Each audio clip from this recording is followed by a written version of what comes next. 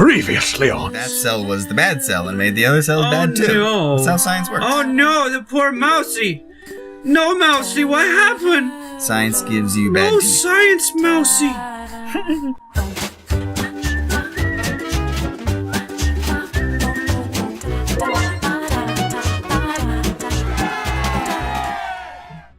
Welcome back to Christianity Play. We're still playing Parasite Eve. So you may have noticed last time we were gonna try to extend the episodes a little bit because the game was a little bit slower than what we're used to. Basically, we don't want like 50 episodes. Yeah, but at the same time, we want them to be kind of fun and enjoyable, and we'll do what we can with them. So, Andy, we're talking about slow-ass 56K modems. Oh, right. So our internet plan was 120 hours a week? Or A month, probably. I don't know if That sounds like a high monthly plan. Yeah, it's probably a month. Like... But I always get so mad because we always went over, and you had to pay a lot more. And my mom got it discounted because she actually worked for Bell. Yeah. So we totally got the internet. So you had the classic simpatico connection. Yeah. Yeah. Totally. But anyway, we had it discounted, and it still cost a lot. But I was playing Diablo like every waking moment. So we eventually got unlimited because it was just cheaper than having to pay extra all the time. Because it wasn't just me. I think my sister had a boyfriend at the time who got really big into Diablo as well because of me. Oh, you kicked the shit out of that parrot. No, I totally will. Boom. Yeah, man, two crits. Destroyed it. 2 fights, 2 crits, 2 hits. So we were playing it all the time. I got so mad. And I was like, oh, we can't live with 120 hours a month. I'll use that in a day. Like, come on. Yeah. A day. You kids got it easy with the internet. Back then, you could have phone or internet and not both. And both of them, you couldn't move with you. Well, like, my parents at the time, like, they worked in IT. So we had a second business line in the house, which pretty much, like, when we started having to use the internet, was the internet line. So we had, like, a phone line that would come into the house, and then we'd have a second line that was specifically, like, almost always on for the internet. That's how it was. Like, we had to pay for a second line into the house to have this shitty internet connection that you could use for like a whopping 120 hours a month. And it wasn't at that point, like, it was like how long you connected to the service. It wasn't how much data you're using. Things have changed in that respect, but I guess also how much data we're passing. Like, back then, like back in 1998, there wasn't a lot of data being moved around. So you just remind me of something awesome. Yeah. Okay.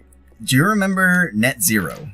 I do, actually. Yeah. Okay. The free internet service, but it had an ad, and you could only stay connected for so long at a time, right? Yeah.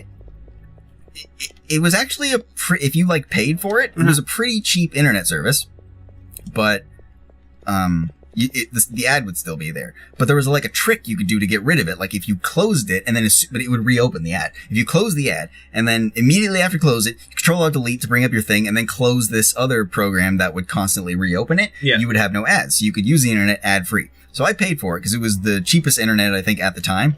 And I was playing a lot of, oh shit, I'm already full. You're full. I don't know what I'm going to get. Eat some medicine. I haven't taken any damage yet.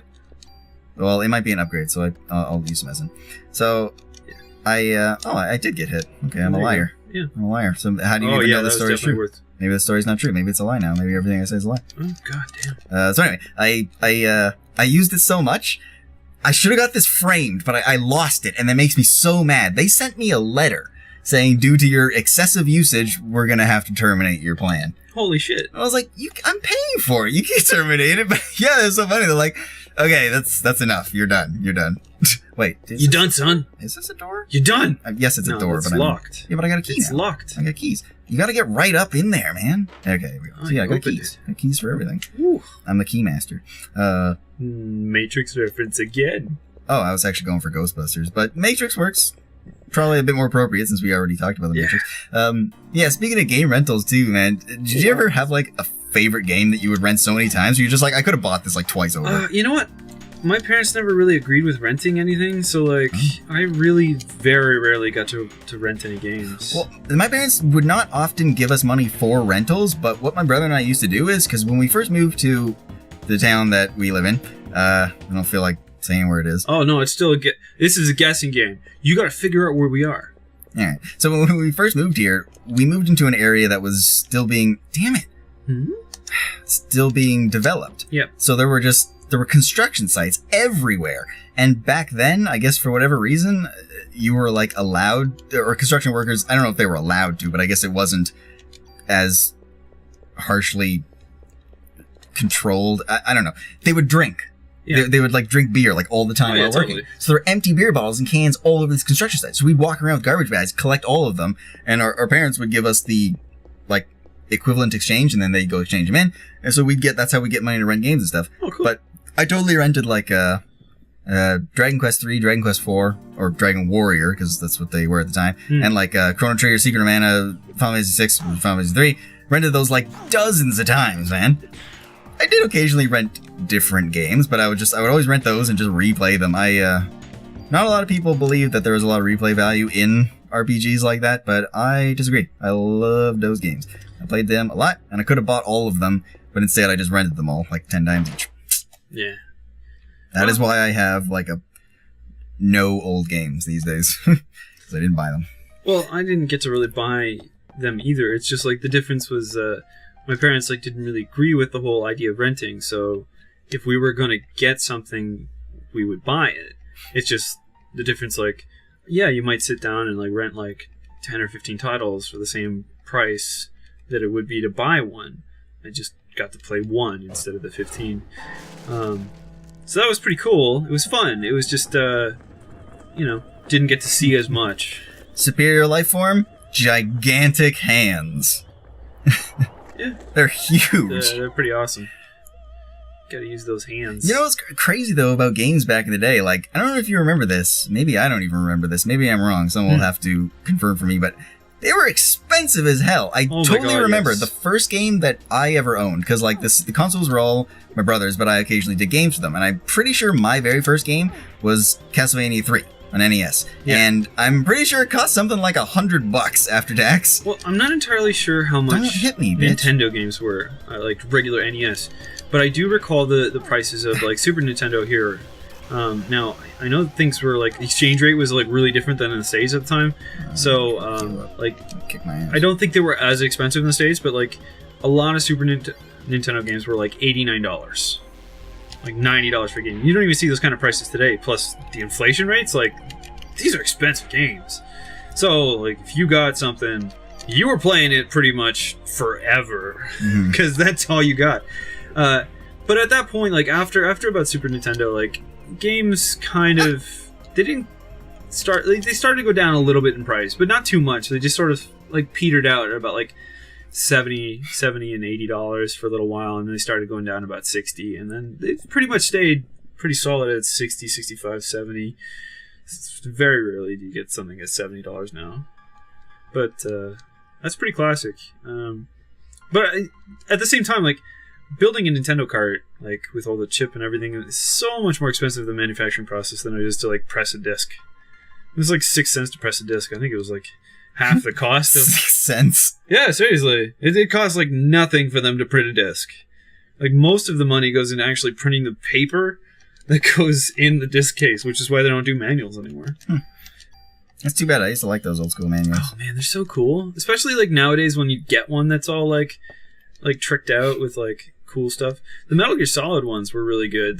They'd have like comics in there. Yeah, I was gonna say like old manuals that would have like comics and like character bios that were like 2 pages long and like all this like different art and stuff. And PC games were probably the best because they were like the lore and history of the entire world would be like half the book. It was awesome. And sometimes you get like a map that would like be the entire world. Yeah, I'm specifically thinking of games like Baldur's Gate and of course like Warcraft. Like, holy crap, lore in Warcraft. Yeah, but manuals. Blizzard's good. They still do that to a certain extent. Like, I haven't bought a Blizzard game in a while, but from my understanding, they still kind of do that kind of stuff. Nice. Blizzard's cool. Yeah. You know, they put out, you could download for free Lost Vikings, I think. Yeah, they did put that out, didn't they? Maybe we'll play that. Maybe. Ooh. We like to mention a lot of stuff that we may or may not play ever. So, if you really want us to play one of these games that we mention at some point, we will play it if there's interest, so Put your 2 cents in. I don't want to fight this frog with the club. I should probably switch. This is where I switched guns when I was playing earlier. I did a little test gun. Or a test run. Actually, no, wait. This is the last fight. And then I get like a better gun. Ooh, a better gun. So I'll just kill this guy with the club and then I'll get the better gun. Ah, oh, you missed him. Oh, shit. Okay, I'm using my gun. A lot of using my gun. Don't die, man. Yeah, I know. I haven't saved yet. Oh, that'll be brutal. Don't do that. Nah. Don't die. Oh, no. I'm too good to die. Yeah, okay. No, check out these skills. Look. Yeah! Some Mad Beefs 41 skills. Beefs 41, you don't put Beefs 41 in a combo. Or in a corner. In a combo. Don't put it in a combo either. We're like, hey man, I'd like to order your Beefs 41 combo. Like, that doesn't come in a combo. This is a la carte only. You can pay for the Beefs 41, you can pay for the soft drink, and you can pay for the fries, but you can't have them together as a combination price. You see what I'm talking about the ammo? Like, each one of those guys drops 6 bullets, and... Oh, yeah. So, well, ammo's not really an issue. I don't know why, like, I always remember it being a bit of an issue, but... It might be like, okay, I know later on you can get guns that will fire, like, 15 times or something, but they'll do, like, low damage. Yeah, just like a bunch of times in a row. Yeah. But it may have also just been, like, me being, like, a doofus at, like, a young age trying to play this game, because I was saying this earlier to Andy, that it's probably been about 15 years since I've actually played this game. So it's really exciting for me to sit down and be like, yeah, let's go through this adventure again. And I'm hoping everybody else likes it, because if they do, then we'll finish it. And then maybe we'll play the second game. And if you're really lucky, we'll play the third game, which I have never seen. Wait, isn't that only on, like, PSP? Yeah, well, we can figure it out. We both got PSPs. That's true. I got the one with the cables out and everything. Cables out. Oh, yeah, I got the one where I can play on a TV. Is that what you're talking about? Yeah. I have the cables. Okay, I got that too. Yeah. Well, I don't have them here, but I own them. We'll figure it out. Go in the door. Oh, yeah, so the story so far is she hallucinated, I think. I guess that's it. Oh, cool. She saw a little girl who for some reason she doesn't recognize, but spoilers, should. Yeah, it looks like her. It's the same damn girl. It's little girl, blonde hair. There's not much to, like... Hey, for some reason, that girl looks exactly like I did when I was her age. Huh. Whatever. That couldn't be me. Well, actually, I don't think it is. Is it? It's her... I don't know. It's her... Let's find out together on this magical journey through Parasite Eve 1. Yeah. No! Kill the frog! I can't. It's got a weird fork tongue. It moves too quickly. Why has it only got 2 legs? I don't know. It's magic. No, it's science. Yeah, all the enemies evolve to a higher form of life to look like kind of stupider, weird. Some of them are kind of threatening, and others look a lot less threatening, like this boss that we're about to find out. It's bigger, and it has magic. We're getting the first boss. Not magical powers. I default. You know what? I should save. Save this game. I'm gonna save. Well, save the game. But it looks a lot threatening than the actual. A lot more threatening. A lot less threatening than the actual enemy, than the actual creature it's supposed to be, because it's missing the key feature of this creature's. You got 2 minutes. Wipe the floor with him. Oh, yeah, I can do that. Eve! Okay. I want the, like, Sephiroth music going on, like, right now. She's kind of reminding me, like... Make, like, all the lame boss fights, like, super epic music, and then when we get to the final boss fight, just play, like, the Benny Hill theme or something. But then I'd have to pay for that. I don't want to do that. Alright. Okay, use the... use something that's maybe, like, free. I wonder if we can use a Monty Python theme. I don't know if that's free. No, we gotta pay for that, too. Okay. But I'm sure there's some things I can find that are free, but then I gotta change the credits card. You just ask for a lot of stuff. Alright. Okay. Change... nothing. Just make it silent. Cut out the game music. Oh, this creepy hands. Yeah. Oh, what is going on? Oh. She turned into the ooze. T-1000. No, she turned into the Ghostbusters 2 ooze. Oh yeah, but just like a slightly different color instead of purple. It's expired. Yeah. That makes perfect sense. We're still in the New York sewers. Jesus. It's probably exactly what it is. See, look at this thing. No teeth. Yeah, it's no teeth. Snakeadile.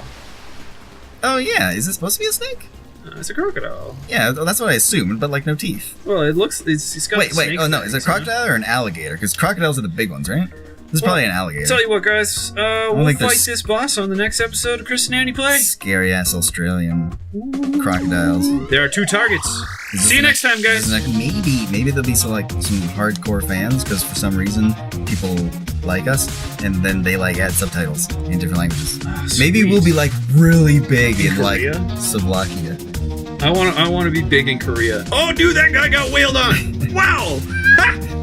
Did I just say Slovakia? I think I'm hungry. Slovakias. Yeah, I want to go live in Slovakia. What is that place called? Slovakia? Yeah, Slovakia. Okay, I don't know. That's actually where my ancestors are from. Oh, really? Well, one side of, yes. Okay.